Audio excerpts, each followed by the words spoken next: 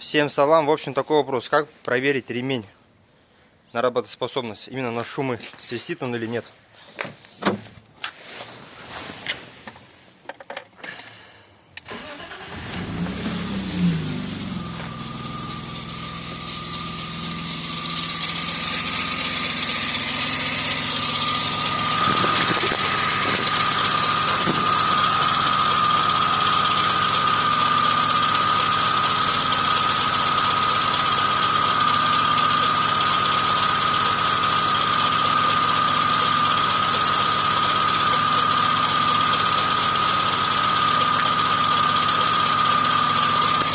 В общем, берем ВДшку или воду, там без разницы.